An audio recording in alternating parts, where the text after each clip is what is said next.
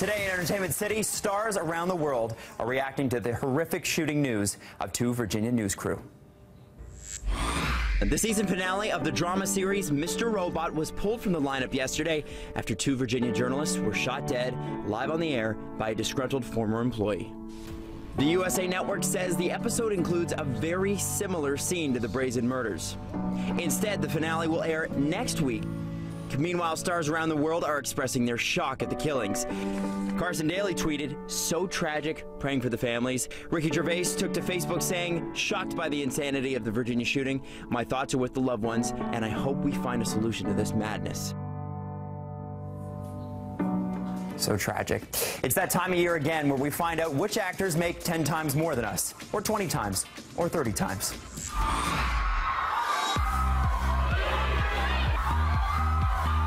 Forbes releasing an annual list of the highest paid actors in Hollywood. Topping the list of the moneymakers are two men from the same show.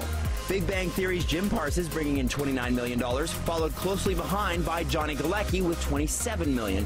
The two recently negotiated a new contract that brings them $1 million per episode.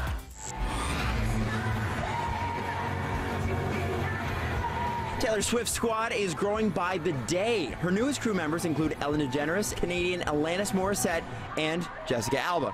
Alba sat down with Hello Canada in the latest edition to chat about her company, Honest. Jessica Alba recently brought her Honest company in a big way to Canada. And you know, she's one of several actresses that have turned to business and done fantastically well. Her company is valued at $1.7 billion. And you know, Jessica tells us that she's always been very ambitious, very creative, and really that person who's just kind of really competitive and pushing harder. That's pretty incredible. And you can look for the latest issue of Hello Canada on your newsstands and in your next issue app. Now, time to meet Flair's October cover girl. Hey everyone, Leah Michelle here. So excited. We are at my Flair cover shoot today.